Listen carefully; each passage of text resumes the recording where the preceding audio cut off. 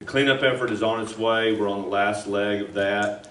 The final cleanup, I think, was on the 19th, was the last date. So the guys are making their rounds doing the cleanup. I noticed around Plaza Towers, Boat Building has come in. They've moved some fences out and probably starting the rebuilding process there. And 149 building permits have been issued to date in the city of Moore. So that's pretty large when you're looking around. I mean, the numbers vary. I've heard different numbers, but I'm going to guess around 1,200 homes, were destroyed in my district alone. So that's pretty large, seeing how that we've only, been issuing building permits for about 30 days.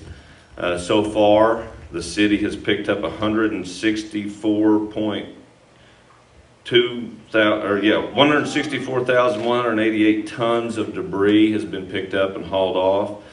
The city has billed over $11 million for the debris removal, and FEMA thus far has paid about $4.5 million for that debris removal. I did talk some with some people at the Capitol today, and emergency management is working on getting the funds to the different, Shawnee, Moore, Home City, the different people that were affected for the $45 million that was appropriated by the legislature on, I think, May the 23rd or somewhere in there.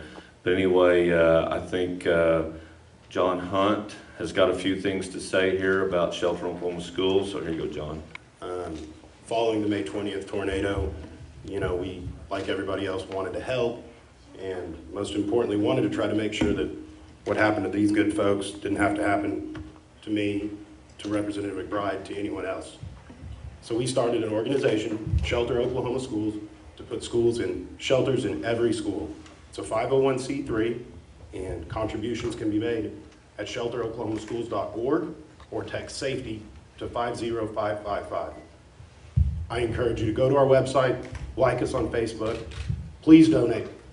Buy the shirts, give us cash. We need money. This is a huge, huge task that we're trying to undertake. So any support is accepted. We need it. We are not a political organization. We are a private organization. That being said, we are a private solution to a public problem. We must protect our children, and we must do it ourselves. Please support us.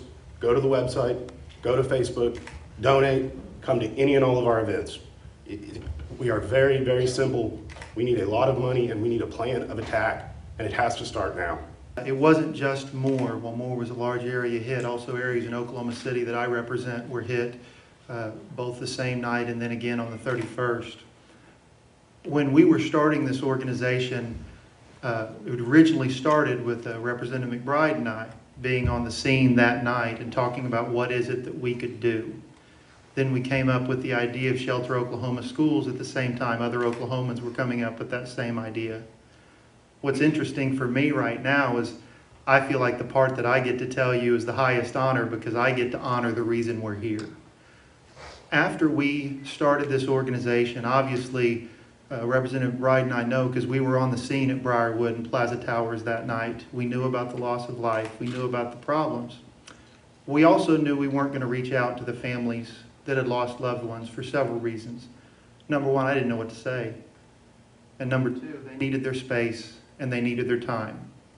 But an amazing thing happened. As we went out, sought support, had great Oklahoma companies, businesses, and people who pledged their own private dollars to come in and start helping this problem, one by one, the family started contacting us. They started contacting us and wanting to know what we were doing, wanting to know what this was about, wanting to know how they could help. I remember the first night we met with them at Harry Bear's and Moore, just to talk, really a lot of the time was just spent getting to know each other, like you would in any other dinner where you have people getting together. But it wasn't like any other dinner, because we were all there for a purpose and we were all there for a reason. And one by one, as we've continued to have meetings with these families, they've continued to become the heart and soul of Shelter Oklahoma Schools. And we're here today to announce that these families have pledged their support, but not just their support.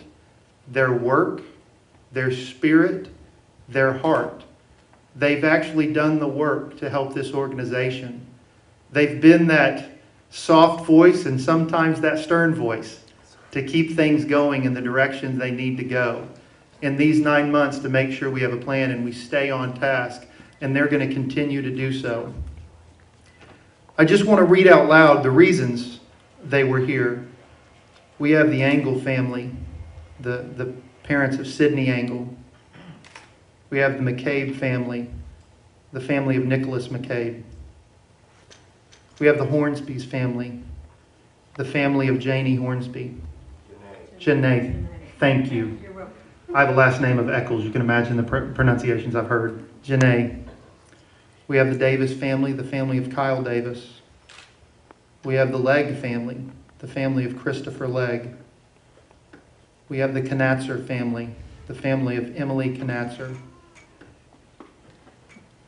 We have the Candelaria. I just did this beforehand. Candelaria. Jeez, guys, sorry. We have the Candelaria family, the family of Antonia Candelaria. These families that have come here and pledged their support, pledged to, on behalf of their children, to help keep us moving forward with the right ideas. We are grateful. We are honored more than they could ever even know that they would grace us with the ability to try to help this presence. And we are honored to announce today that they are fully behind this initiative. We need your support, we need your private help, and we need to move forward with that.